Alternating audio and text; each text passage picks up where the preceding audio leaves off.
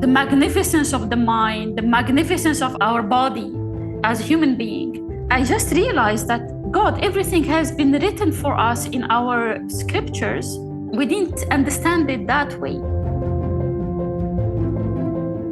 Welcome to a new episode of Most Memorable Journeys. My guest today is somebody who is very, very dear to me and somebody who I normally speak French to, but because this podcast is in English, we are going to speak English today. And we have spent quite some time together in a room, becoming better people, training as coaches. We did our master coach training together in Dubai in 2015. And she's an amazing, amazing lady. She was an educator for 20 years and then became a professional coach, quantum healing hypnosis practitioner, a master coach, master NLP practitioner, an amazing person who helps lots and lots of people in this world to let go of stuff that weighs them down. Welcome to Most Memorable Journeys, Leila Atbi. Thank you. Thank you for having me, Elizabeth. So such a pleasure to be here with you today and sharing those special stories that we have in our lives usually. And it varies from one person to another. So I'm going to share mine today. Thank you. We have to tell the audience that we had lunch not long ago, just a couple of weeks ago, because I was in Dubai and I visited Leila in Abu Dhabi. And I was kind of looking at her and I thought, she is one of my potential podcast guests because she has a lot of stories to tell. So Leila, tell me, most memorable journeys. When were you on a plane for the first time in your life? I was 14 years old, traveled from Algeria to Marseille in south of France to spend time abroad. That was the very first time of my life to take the plane and travel with my parents. We went to visit my dad's best friend in France. It was really amazing. It was something I will never forget, of course. The first times are always very special. You were born in Algiers. Did you go to a French-speaking school? Did you speak French when you were 14? No, not at all. French was my second mother tongue, I would say. My dad spent most of his young, from teenagehood up until maybe his mid-20s, he was in France. And he spoke French very fluently, and we used to speak French with him at home as well. My dad is Algerian, he's an Arab, but we speak French at home. So it's something that I grew up with, speaking French. Okay, so it's kind of your second mother tongue, but your mother tongue is Arabic, right? It is, yes, it is. Yeah. My generation, it was the case in all families, most of them in Algeria. French is our second language in France. It always makes me laugh. Like in Egypt as well, we have a common Egyptian friend, and people in Lebanon, they actually speak three languages in one phrase. It's usually a little bit of Arabic, a little bit of French, and a little bit of English, isn't it? Yeah, we do that as well. Yeah, and we don't even pay attention. Like once, I was upset with my younger daughter and said, "Tu comprends l'arabe, no? Like you understand Arabic, don't you?" But I was saying it in French, and then the whole time I was speaking with her in French. I said, "But Mama, you're not speaking in Arabic at all."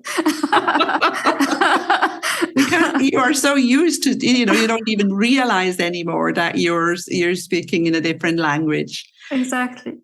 Now, we were talking before we started recording, and you were telling me about one trip that was a most memorable journey, and that was before you had children. You were traveling with your husband on a ship, right? Absolutely. Tell me about that trip and tell me everything. Yes, I will.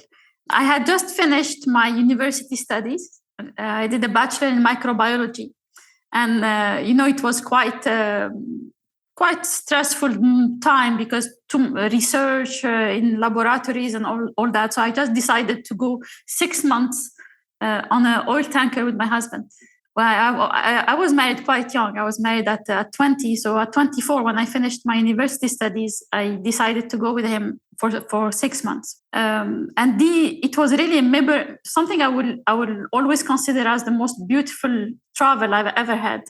it was really unique because it's not the kind of travel that anyone can have. I was privileged to be the wife of the captain on board, very far away from civilization, just in the middle of the Atlantic oceans, going from the Atlantic to the Mediterranean and visiting port cities, not as we do, when we go on as tourists, we go to capital cities and we go to specific touristic places. But this time it was really petroleum ports around the Mediterranean.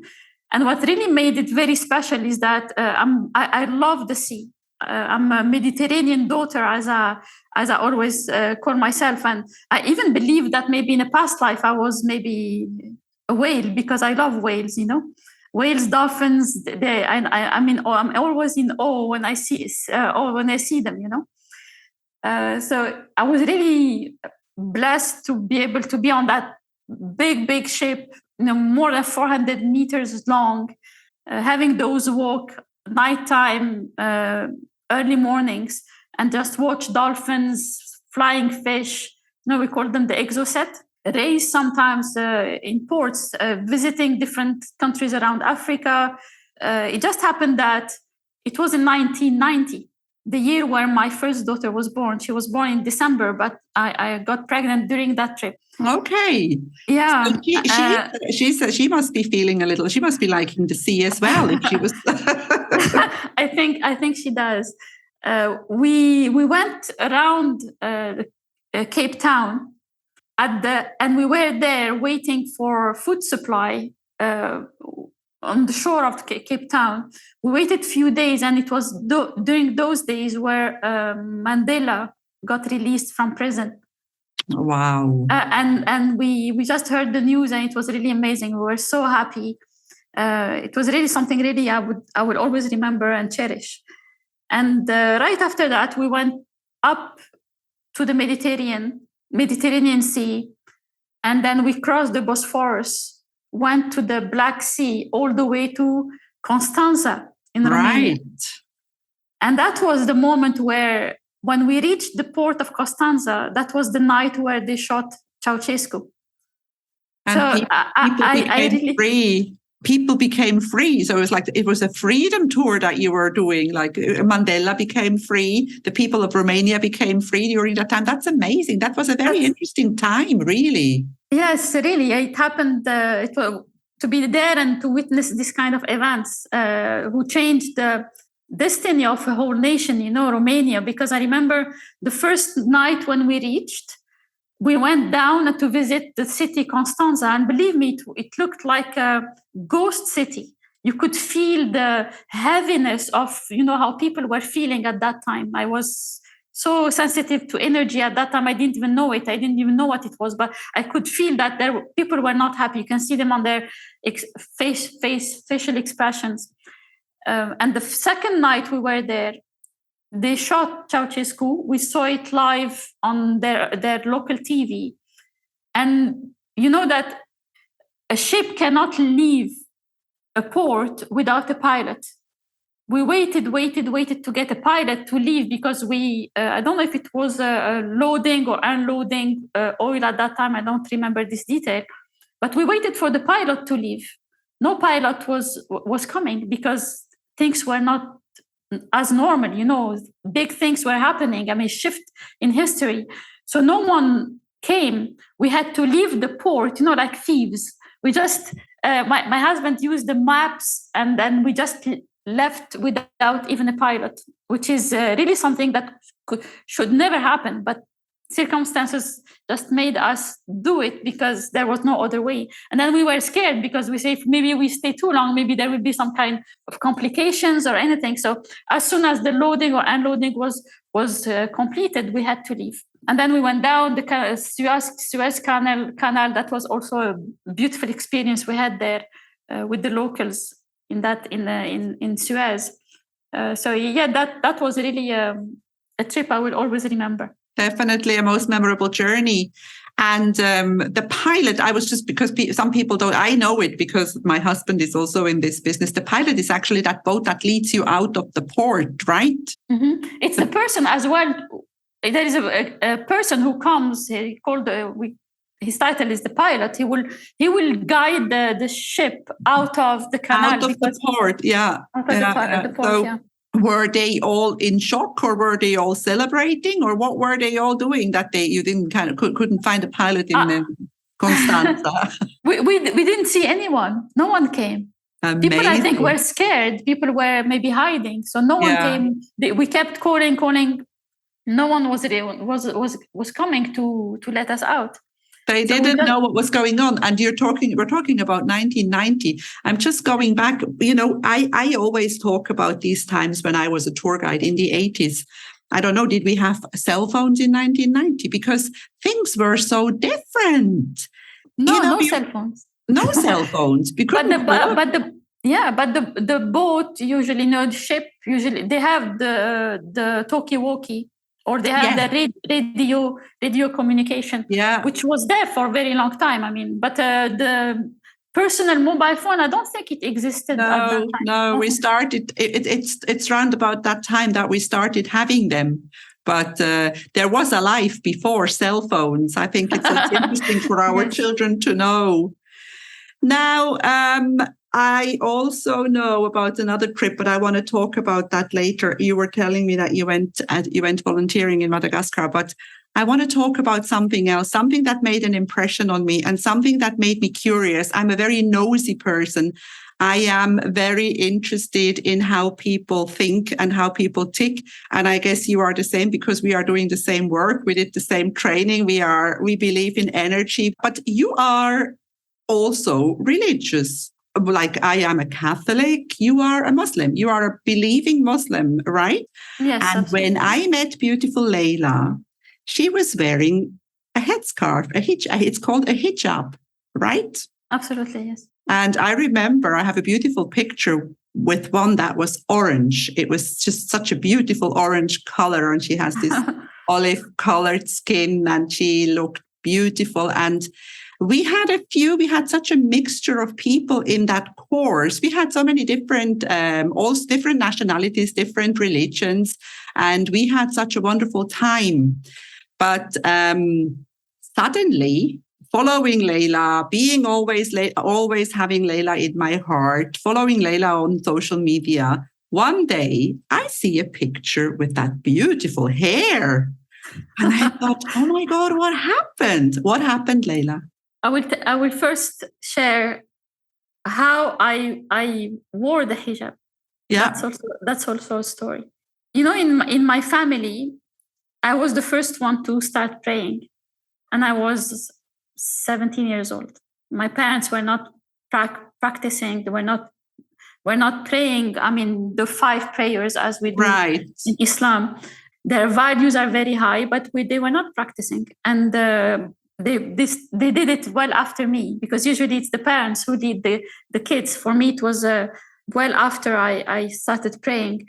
I got that strong love for God at a very young age, and what led to that was that I'm deeply in love with creation.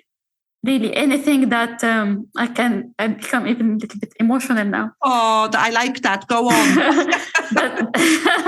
but truly, I'm really moved by the beauty around us. Yeah, like nature, pets, animals, insects. I get really. I'm always in awe. Really, when I see a flower, when I see the blue sky, I know it's not random. There is creator behind all that. Yeah.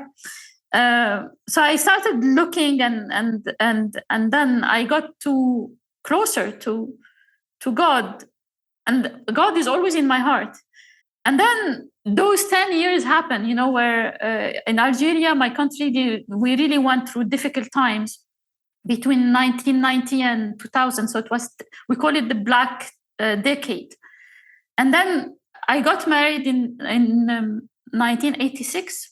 And in 1995, I came here to the UAE. And I wasn't wearing the hijab.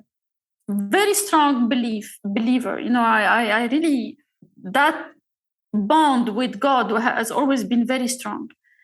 So when I came here to the UAE, I went to a remote city because this is where my husband was working. And all women there were scarred. They're all wearing the hijab. I was maybe the only one who wasn't. And I refused to wear it. I didn't want to. My husband kept telling me, you are the odd one out, and why don't you wear the hijab? And I said, no, I will wear it if I'm convinced about it. I'm not going to wear it just because others are wearing it. And then 2 years later, we decided to go to a pilgrimage to Mecca, in Saudi. Mm-hmm. And you know that women are not allowed to go to pilgrimage if they don't wear the scarf. Right. And I said, God, for many years, I've wanted to wear it, but I don't want to wear it because of a man or a human being will tell me to wear it. I want to wear it because I feel the connection with it. And I wore it at that time to go do the pilgrimage. And since then, I kept wearing it. And I was, that trip was amazing. Seeing the Kaaba, which is the holy house for Muslim, for us. I just fell on my knees, and it was really a very, very emotional, very strong moment. And I decided I will wear it because at that time, I believed that it was God who wanted us to wear the hijab. And I said, I will do it because God wants, not because someone on the border will tell me to wear it, otherwise I won't get in. And I was convinced at that time that was the right thing to do. And I kept it until 2 years ago, which that was approximately, I don't know, maybe 26 years exactly.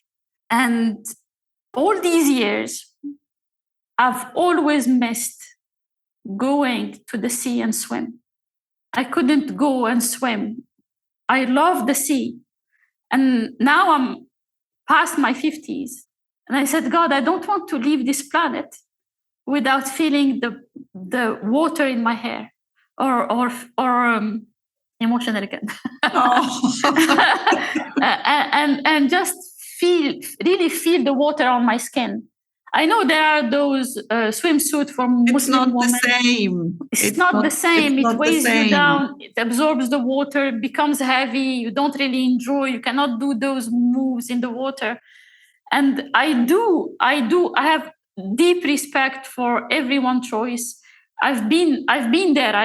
I know what it is to wear the hijab, to be completely convinced about it. But throughout these years, I grew so much and I changed so much through all what I've read, the training we've been through, the people I've met, the trips I've done, so many different nationalities we get to feel, understand, and exchange with. Here in the UAE, we are really it's a melting pot, really, yes, in terms of nationalities, ethnicity, and it really changes you. You discover so many things that if I stayed in Algeria, for example, I didn't move from there, I would still have those limiting beliefs about maybe Hinduism or Buddhism or maybe atheism, while now I've always called myself tolerant, but when I came here and I really lived with them, felt things with them, and with all these different nationalities, it opened my mind so much. And I just felt how we are maybe different on these external things, but deep inside we're just the same. We're all the same. It's one of my standard. I think I say that in every episode. I always say it. And because you have traveled, you live in the UAE, which is, as you say, a melting pot. I have traveled all over the world and lived all over the world. And, you may wear a hijab, you may wear I don't know what, but when you start talking to each other, you realize that all we want is to feel safe. We want to be happy. We want our children to be happy. We all have the same needs, the same things, and beliefs at the end of the day are just, they are in our head, really. Absolutely. And if we don't pay attention, they might just block us from experiencing the beauty of our lives. We really are blessed to live in this time here on planet Earth, really. And, spirituality has expanded so much for me, starting from my religion, which is Islam, which is an amazing, amazing religion. We really, if we understand it properly, it's really a religion of love, of understanding, of tolerance. But it hasn't been explained to us when we were young the right way. Now, by exploring spirituality, the magnificence of the mind, the magnificence of our body as a human being, I just realized that God, everything has been written for us in our scriptures. We didn't understand it that way, and just when we think about our soul is from the soul of God. And there is a verse in the Quran which is so clear about it. And we instilled in him, and God was talking about Adam, we instilled in him from our soul. So imagine that, Elizabeth. My soul is from the soul of God. Your soul is from the soul of God, and everybody around us. So we are truly the same. Our essence is really from the same source. There is really no difference whatsoever. We just created all those barriers and differences, and maybe it entertains, or it entertained us at some point. But then when you go and you try and you look deep inside, we are just the same. Yeah. And this is really amazing, when we get to realize that, if everybody realizes that, there will be no more fights. No discord, no challenges, no competition whatsoever, but just us living together harmoniously. And I hope that one day, majority of us at least will get to understand that. And I think that people like us, you and I, and many of us, are a good beginning.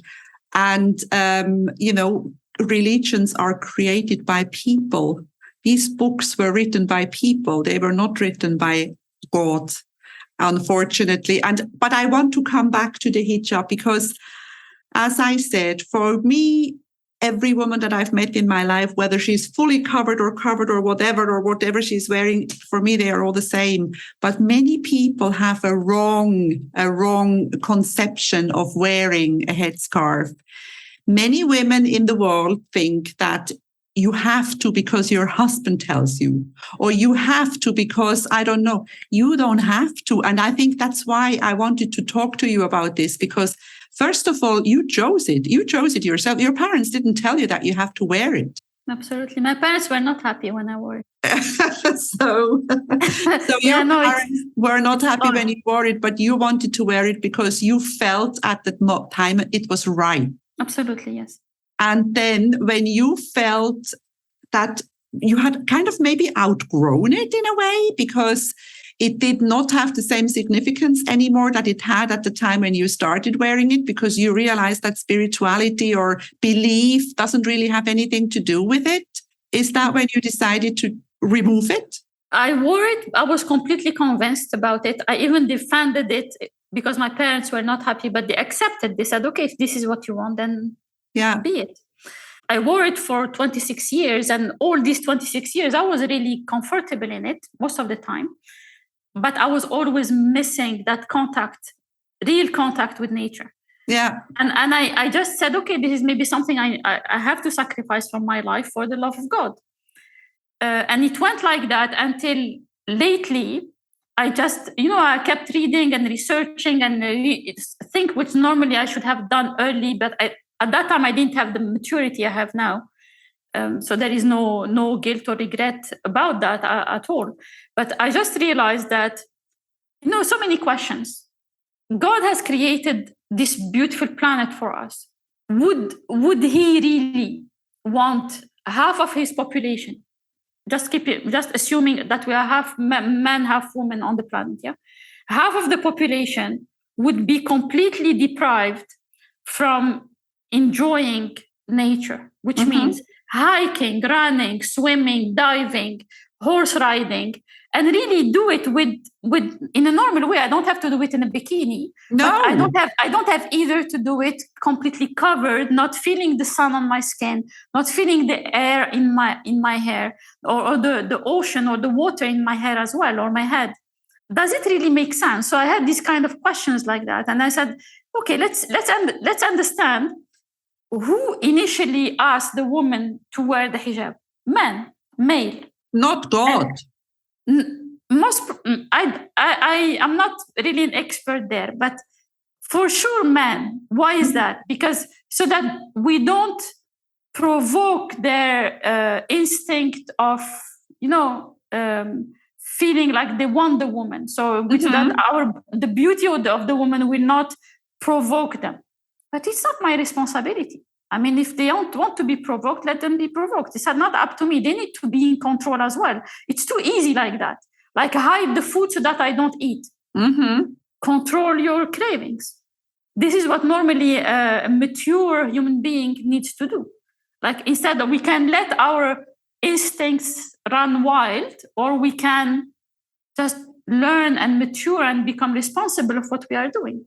We cannot blame the other person for not being strong enough to control ourselves. Of course, I'm not preaching like we need to go out there and be provocative. It's not that at all. But I don't have to wear a scarf and sweat under it all my life because so that a man doesn't look at me. And I will tell you something, Elizabeth. I was mostly looked at when I was wearing the hijab than when I wasn't. Amazing. Because you were, it's interesting, isn't it? Were you judged when you were wearing the hijab by people who were not Muslim? Absolutely, yeah, of course. Yeah. I always felt like, I don't know if it was my internal perception, but when I used to wear the hijab, I always felt that people looked at me as someone who wasn't smart enough, or not intelligent enough, or maybe not completely in my mind. And that is somewhere my pride somewhere. You know why? Because I've always been like in academia for my whole life. Like my education, I reached doctoral studies in education. So when people look at me like that, I feel, I'm not that person. And take a chance and come and get to know me. I'll be happy to have a discussion with you, but I don't have to prove anything to anyone. And you know what's happening right now, Elizabeth? When I meet women who wear the scarf and I have my hair out, they judge me. Oh, don't they? Oh, well, so you can't really do it right, can you? You can't. You cannot please everybody. Like only 2 days ago, I was in the lift here in my building, and a woman wearing scarf with her boys. They wanted to come in, but then she held them so that they don't get in with me on the lift. And I kept the door and said, "Please come." I insisted. I was no, please come.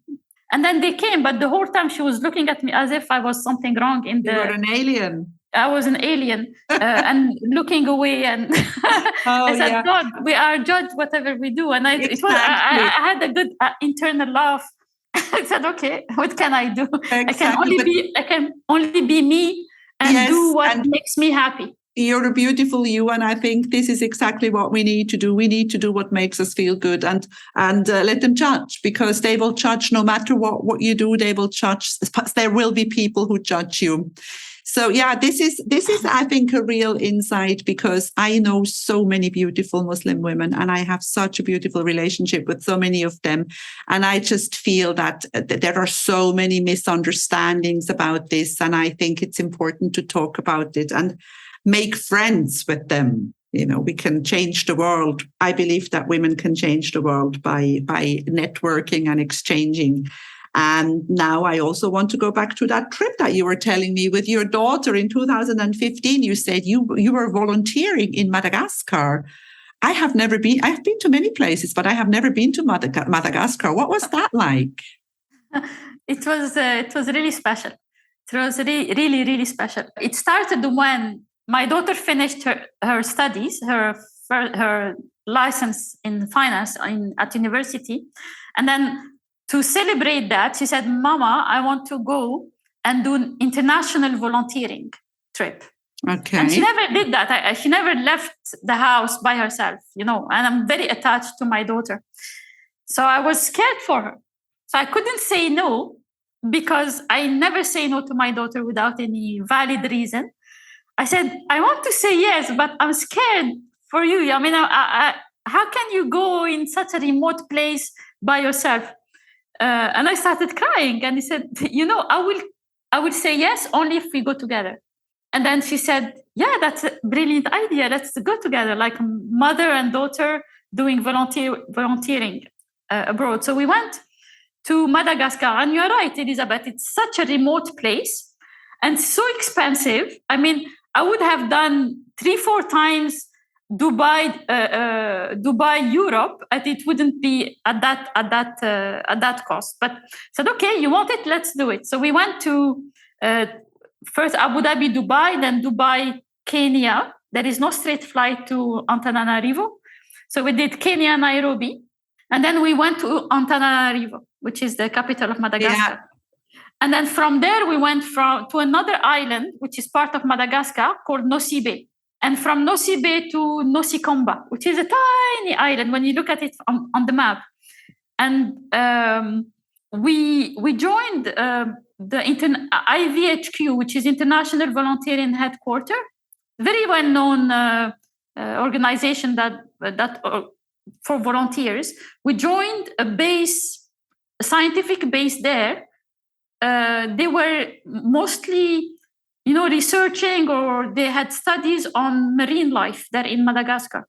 And part of their volunteering as well was about helping, doing something in the forest for Lemurians. Yes.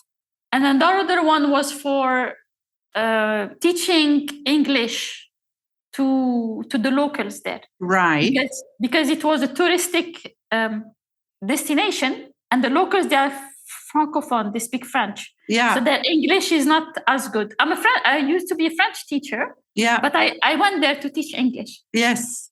And I only realized afterwards, but we had the best intentions to go there and teach them English and maybe other things as well. I wasn't a coach at that time. So we went with this intention. And you cannot imagine, Elizabeth, how humbling that trip was. Because it was volunteering, us giving them part of our civilization and language and everything. When we went there, I learned more from them than I think they learned from me. Their connection with nature is out of this world. You know that they don't have shoes. They wear bare feet. Mm-hmm. They walk bare feet. Mm-hmm. So you can't imagine the connection with the planet, how strong it is. And they get everything from nature around them. They don't lack anything. They have a sense of family, which is extremely strong. A bond with nature, which is something I never experienced before. And they are very, very kind, very peaceful people. And after midway in our trip, I just realized, God, we are so pretentious. I know we are. Yeah. We went there thinking that we are going to teach them something. Mm-hmm. We didn't teach maybe language, but I learned much more from that trip than any other trip in my life. That's amazing. And it's actually not the first time that I hear that. And I really believe that, and you see, this is a general thing in life. We can all learn from each other. When we speak to people, if we only listen to respond instead of listening to actually what the other person is saying, that's when we learn. And if we think that we know everything, we're not going to learn. I think one of the most important things in life is to never stop learning, to always know that, there's something out there that we can all learn from each other. Mm-hmm. And amazing. I heard this before. That's why I love this podcast, because I love talking to people and hearing these stories. And somehow throughout every episode, this comes up again and again and again, because we realize that we're all the same. It comes again. So Leila, this time is passing very fast. We are already coming to the end, but I want to know something else, because I know what you do. We are doing a similar thing. How do you help people, and how can people find you? I help people unload anything that is not serving them, which means all the emotional baggage, everything that weighs them down, as you said so rightly at the beginning. It weighs them down because they are not able to. It makes them like not being able to see all the possibilities that are out there. All those doubts and limitations that they believe they have, because they don't. We are really limitless. We are magnificent beings. We just don't know it until we let go of those emotions that are not serving us, what we call negative emotions, but they are there to tell us that we don't really see ourselves the way we are. So they are just, signs like, hey, wake up, that's not you. And then when they come to realize that there is more to life than what they have experienced, then they start searching for solutions. And this is where they find people who can help them, people who can be healers, coaches, different kind of therapies. And there are so many out there. But what we do is really sharing what we have been blessed with. That day in the room where we were training to become coaches, and I let go of all the negative emotions I had in my life in the past, I just discovered, like, it's as if someone had put the light on. I started seeing things so brightly around me, really, literally. And I felt like, God, I can be here now and enjoy it. And at that moment, Elizabeth, I just realized that this is what people need.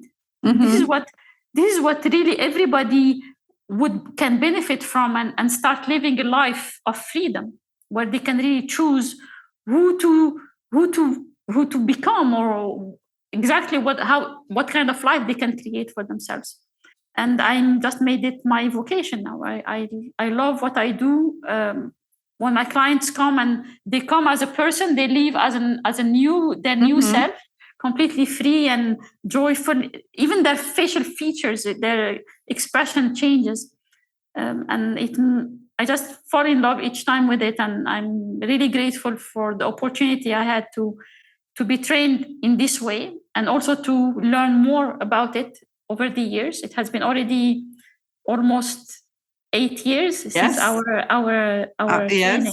Yes. But those past 8 years have been blissful, really. Yeah. And I've seen, we will put your website in the show notes. So, because you also coach people online. So people who are listening, because people are listening to my podcast in 105 countries. It used to be 104, but yesterday I checked, there is one more. I don't know which one it is. So fantastic. I will put the website in the show notes, and you can get in touch with Leila Atbi, because she can really help you let go of what weighs you down. And I think this is the moment where we should give a little shout out to Robert Simic, shouldn't we? Absolutely. Our guru, the person who trained us at the time where we met in that room. We had a beautiful time. I have such fond memories of that training. I've done many different things, many different trainings, but I think that was one of the most beautiful ones. Yes. Robert the Wizard, we call him. Yes, absolutely. We'll tag him when we post this. Leila, amazing person, yes. He is. It's been an absolute pleasure to have you on my podcast, Most Memorable Journeys, today. Thank you for being here, and thank you for spending time with me. Thank you very much, Elizabeth. Really, it was a pleasure. I really loved each minute of it. Thank you for the opportunity, and thank you to the audience as well for listening. If you enjoy my podcast, please like, share, and subscribe to my channel. You will find all the information in the show notes.